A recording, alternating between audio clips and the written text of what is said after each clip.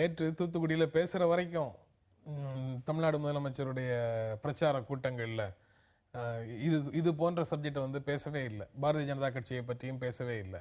அதையெல்லாம் அடிப்படையாக வச்சு பாரதிய ஜனதா கட்சியோட அனைத்து இந்திய அண்ணா திராவிட முன்னேற்றக் கழகம் ஒரு ரகசிய உறவு வைத்திருக்கிறது அப்படின்ற மாதிரியான குற்றச்சாட்டை முன் வச்சிட்டு இருந்தாங்க எதிர்த்தரப்புல இருந்து.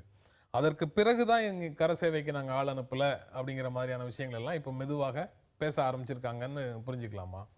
சார், இந்த பாரதிய ஜனதா கட்சியோட கூட்டு அல்லது காங்கிரஸோடைய கூட்டுங்கிறதெல்லாம் வந்து தேர்தலுக்கு பின்னால் வந்து வரக்கூடிய விஷயங்கள்.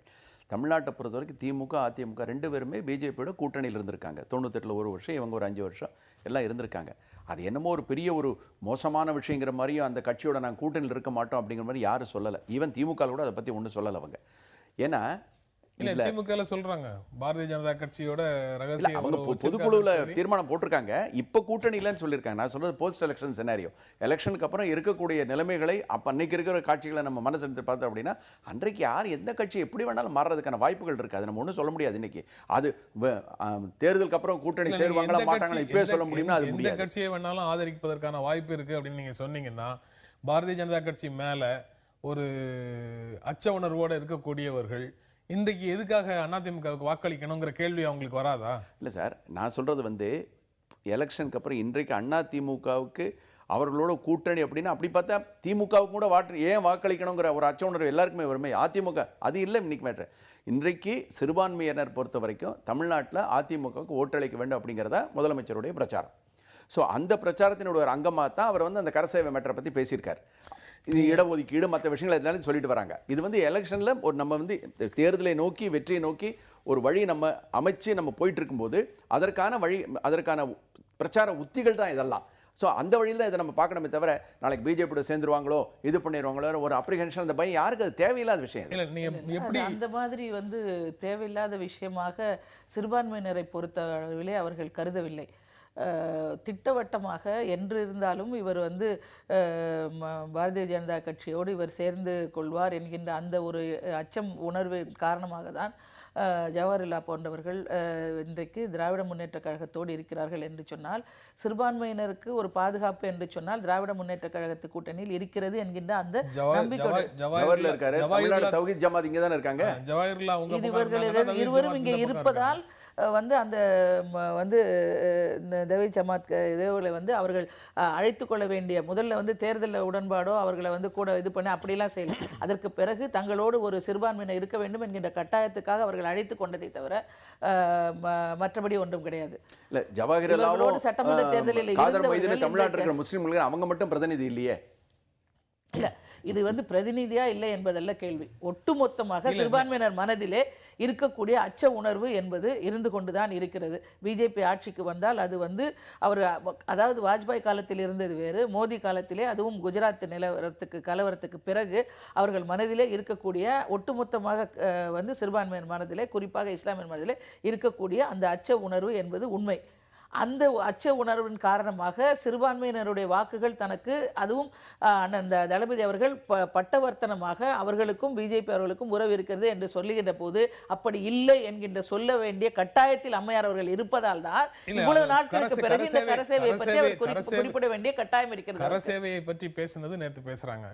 ஆனா அதுக்கு முன்னால இருந்து அவங்க சொல்றது இந்த ஆட்சி மத்தியில் இருக்கக்கூடிய ஆட்சியை அகற்றணும், அந்த ஆட்சி மாற்றத்தை ஏற்படுத்தக்கூடிய வலிமையை அனைத்து இந்திய அண்ணா திராவிட முன்னேற்ற கழகத்துக்கு கொடுங்கன்னு தான் கேட்குறாங்க. அதற்கு பின்னால் இருக்கக்கூடிய எண்ணம் எல்லாருக்கும் தெரிஞ்சது.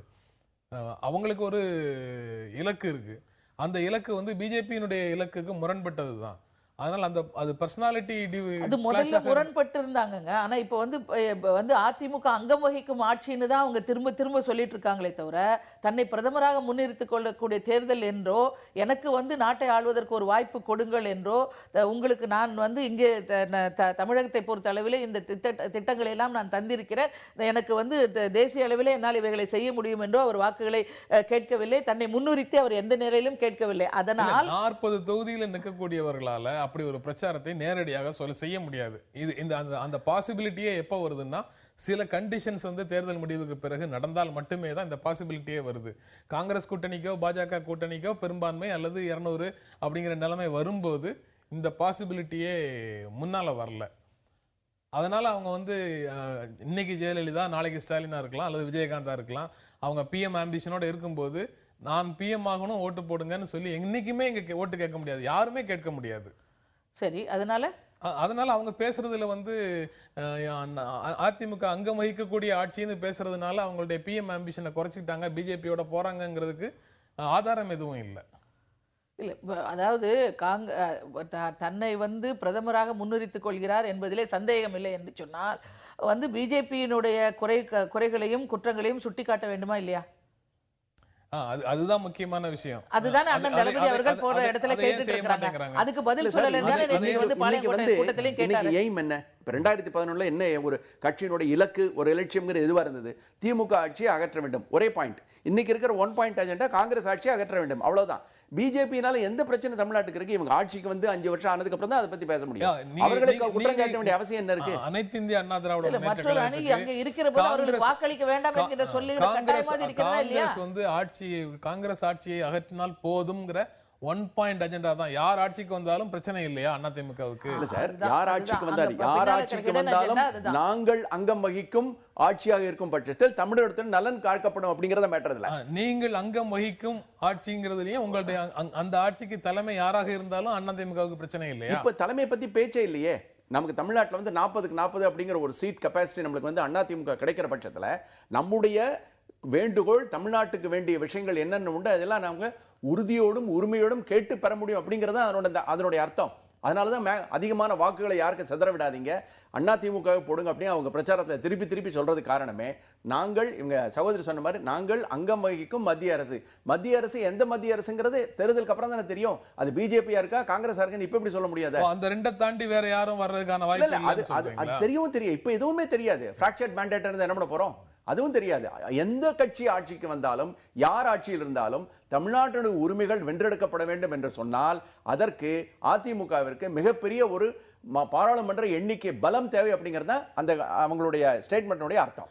நீங்க அதிமுக நிலையை பற்றி பேசுறோம். அதே மாதிரி திராவிட முன்னேற்ற கழகமும் தேர்தலுக்கு பிறகு காங்கிரஸோட பாரதிய ஜனதா கட்சியோட எந்த விதமான உறவும் வைத்துக் கொள்ள மாட்டோம் அப்படிங்கிற உறுதியை கொடுக்க முடியுமா? தலைவர் சொன்னதற்குடைய பொருள் என்னவென்று நீங்கள் நினைக்கிறீர்கள்?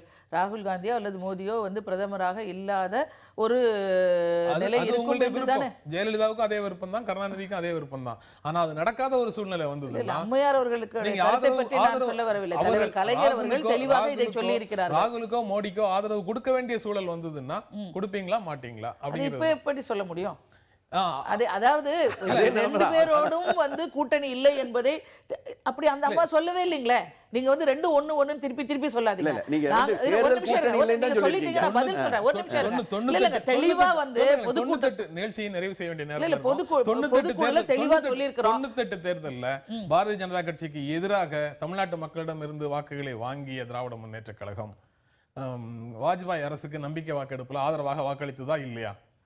அதாவதுங்க வாஜ்பாய் தலைவர் கலைஞர் பொதுக்குழுல தெளிவா சொல்லிக்கிறாங்க. வாஜ்பாய் தலைமையில் இருக்கிற பாஜக அரசு வேறு.